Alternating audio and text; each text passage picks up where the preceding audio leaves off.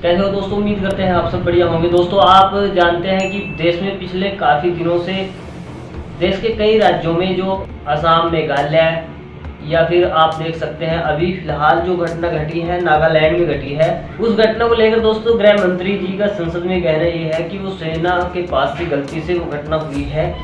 यानी सेना का ऐसा कोई इंटेंशन नहीं था कि अपने ही नागरिकों को मार दिया जाए। अब आपको बताते हैं दोस्तों की घटना क्या है। वहाँ पर कुछ लोग गाड़ी में जा रहे थे जिनको देखकर गृह मंत्री के अनुसार सेना के जवानों ने हाथ दिया और उनको रोकने की कोशिश की गई। जब वो गाड़ी नहीं रुकी, 2-3 बार रोकने के बाद भी तो सेना के जवानों ने समझा कि इसमें आतंकवादी हो सकते हैं और उन्होंने गोलियां चला दी, जिसमें उस गाड़ी में सवार 8 लोगों में से 6 लोग मौके पर ही मारे गए।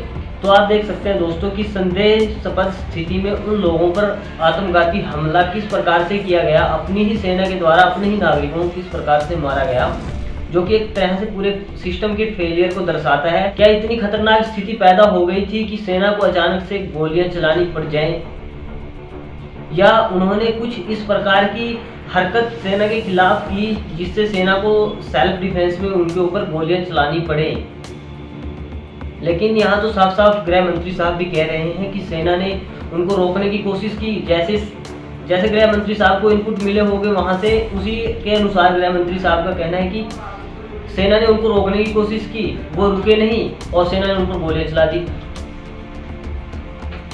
लेकिन उसके बाद भी स्थिति इसी प्रकार से और घातक जब हो गई, जब ग्रामीण लोगों को पता चला कि इस प्रकार से घटना हुई है। ग्रामीण वहां पर निकल कर एकत्रित हो गए और जाहिर सी बात है जिसका कोई मरता है उसमें गुस्सा उत्पन्न हो जाता है, तो उसको भी, उस स्थिति को भी कंट्रोल करना सेना की ही जिम्मेदारी थी। लेकिन वहां पर भी सेना ने गोलीबारी की और उसके बाद भी वहां पर 7 और अन्य लोग मारे गए, जिनमें एक जवान भी शहीद हुआ है।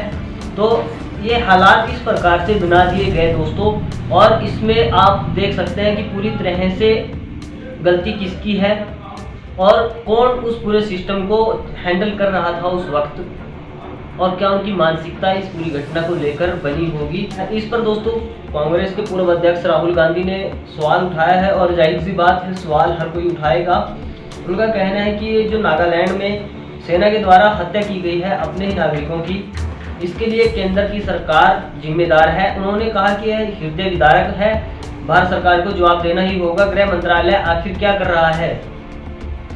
देश में न तो नागरिक सुरक्षित है और ना ही सुरक्षाकर्मी। उन्होंने दोनों को लेकर गृह मंत्रालय से ही सवाल पूछा है कि आप कर क्या रहे हैं जब देश में इस प्रकार की स्थिति उत्पन्न हो जाए कि अपनी ही सेना अपने ही नागरिकों से भिड़ जाए, आमना सामना करने लगे, अपने ही नागरिकों से मुकाबला करना पड़ रहा हो सेना को। तो आखिर गृह मंत्रालय इसमें क्या रोल अदा कर रहा है, ये कहना है राहुल गांधी का। इसी पर दोस्तों नागालैंड के पूर्व मुख्यमंत्री TR जेलियांग ने इस घटना की निंदा की। उन्होंने ट्वीट कर लिखा कि मैं वोटिंग मॉल में हुई बेगुनाहों की हत्याओं की निंदा करता हूं। इस नरसंहार के लिए कोई बहाना नहीं दिया जा सकता।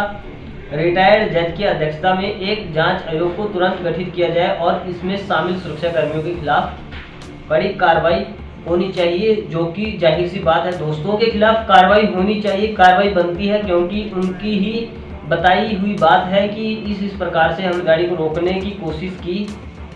जब ड्राइवर ने गाड़ी को नहीं रोका तो सेना के जवानों ने उन पर गोलियां चला दी। तो क्या दोस्तों, क्या लॉजिक नजर आता है आप सबको कि इतनी छोटी सी बात को लेकर इतनी बड़ी घटना को अंजाम दिया जा रहा है? तो ये दोस्तों ये पूरी तरह से देश के गृह मंत्रालय और जो राज्य का गृह मंत्रालय है उसका फेलियर है कि वो अपने ही जवानों की, अपने ही नागरिकों की सुरक्षा को पूरी तरह से सुनिश्चित नहीं कर पाया अभी तक भी, जो दावा वो करते हैं। सतर्क रहें, सावधान रहें, देखते रहें दानखेड़ा टीवी। आज के लिए इतना ही। वीडियो के कमेंट बॉक्स में अपनी राय देना मत भूलें और चैनल को सब्सक्राइब भी कर लें। धन्यवाद।